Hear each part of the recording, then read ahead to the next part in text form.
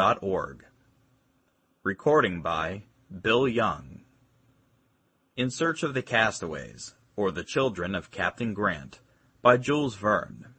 Book 1, Chapter 7. Jacques Paganel is Undeceived. The Secretary of the Geographical Society was evidently an amiable personage, for all this was said in the most charming manner.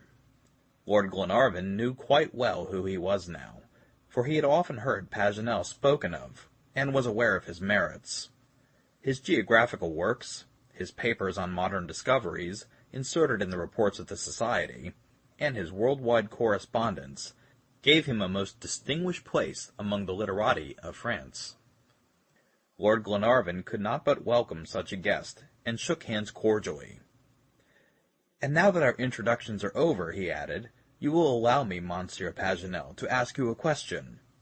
"20, my lord," replied Paganel. "It will always be a pleasure to converse with you." "Was it last evening that you came on board this vessel?" "Yes, my lord, about 8 o'clock. I jumped into a cab at the Caledonian Railway, and from the cab into the Scotia, where I had booked my cabin before I left Paris. It was a dark night, and I saw no one on board, so I found cabin number 6 and went to my berth immediately, for I had heard that the best way to prevent seasickness is to go to bed as soon as you start, and not to stir for the first few days, and moreover I had been traveling for 30 hours. So I tucked myself in, and slept conscientiously, I assure you, for 36 hours. Paganel's listeners understood the whole mystery now of his presence on the Duncan. The French traveler had mistaken his vessel, and gone on board while the crew were attending the service at St. Mungo's.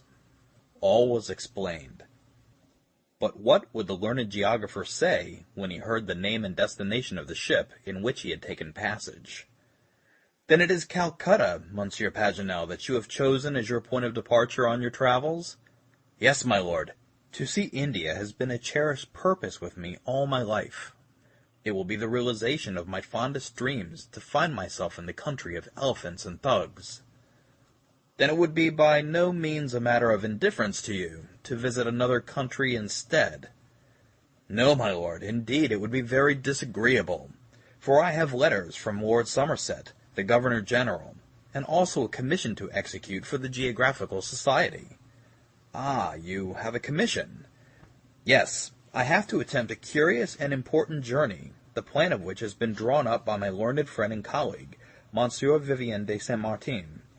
I am to pursue the track of the Schlagenweit brothers, and Colonels Waugh and Webb, and Hodson, and Hook and Gabbett, the missionaries, and Moorcroft, and Monsieur Jules Remy, and so many celebrated travelers.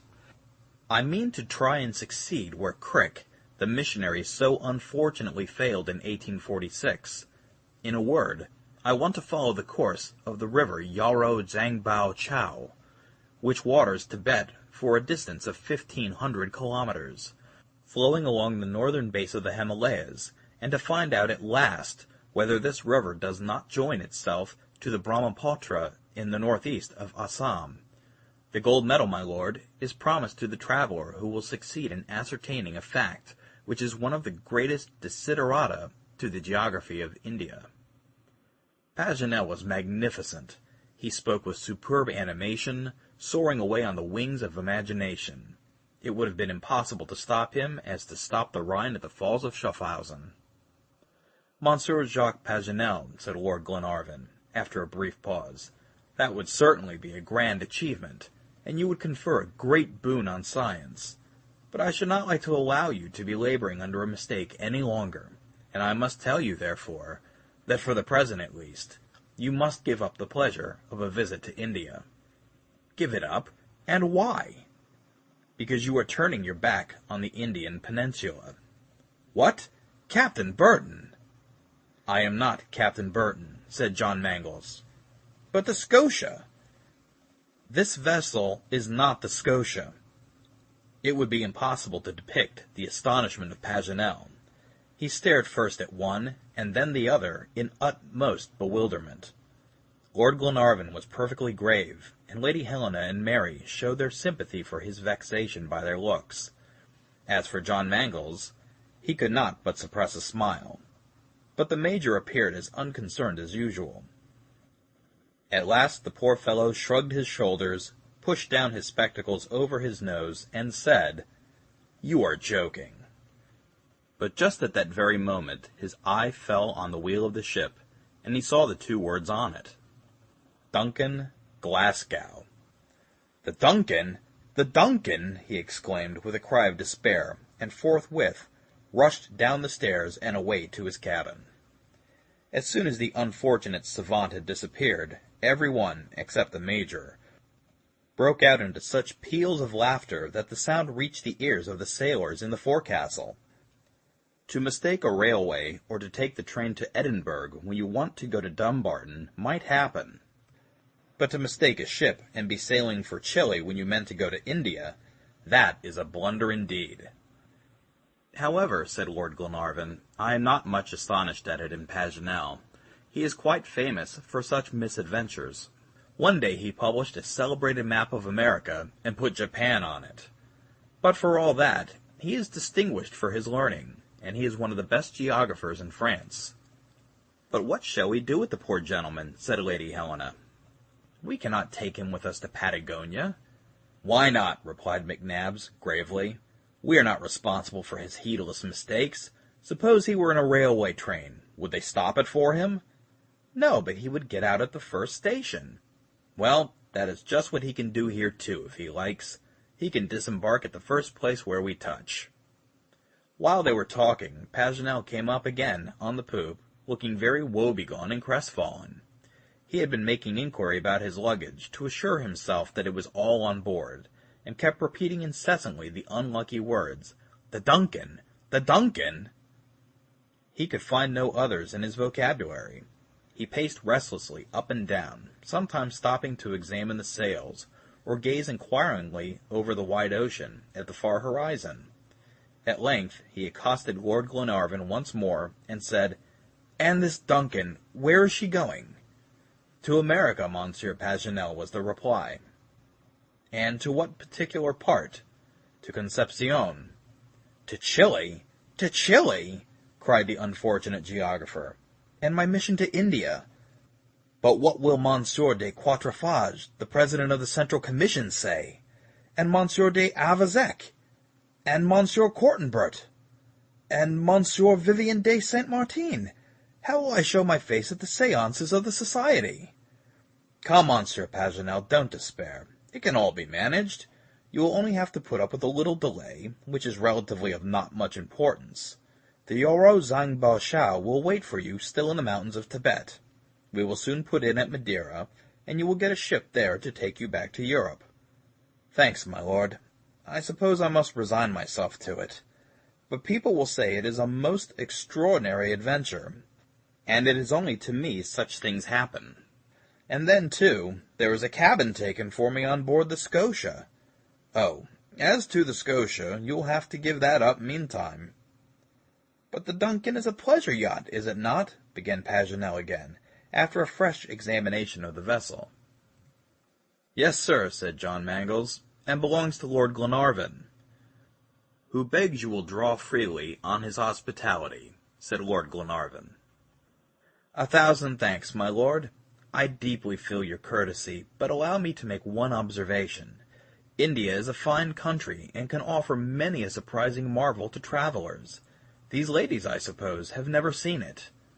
Well now, the man at the helm has only to give a turn at the wheel, and the Duncan will sail as easily to Calcutta as to Concepcion.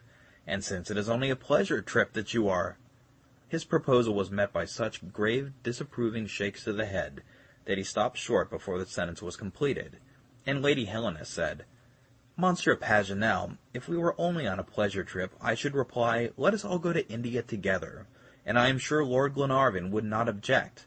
But the Duncan is going to bring back shipwrecked mariners who were cast away on the shores of Patagonia, and we could not alter such a destination." The Frenchman was soon put in possession of all the circumstances of the case. He was no unmoved auditor, and when he heard of Lady Helena's generous proposition, he could not help saying, "Madam, permit me to express my admiration of your conduct throughout, my unreserved admiration. Let your yacht continue her course. I should reproach myself were I to cause a single day's delay." "Will you join us in our search, then?" asked Lady Helena. "It is impossible, madame. I must fulfill my mission. I shall disembark at the first place you touch at, wherever it may be." "That will be Madeira," said John Mangles. "Madeira be it, then. I shall only be 180 leagues from Lisbon, and I shall wait there for some means of transport." "Very well, Monsieur Paganel, it shall be as you wish, and, for my own part, I am very glad to be able to offer you, meantime, a few days' hospitality. I only hope you will not find our company too dull." "Oh, my lord," exclaimed Paganel, "I am but too happy to have made a mistake which has turned out so agreeably. Still, it is a very ridiculous plight for a man to be in, to find himself sailing to America when he set out to go to the East Indies."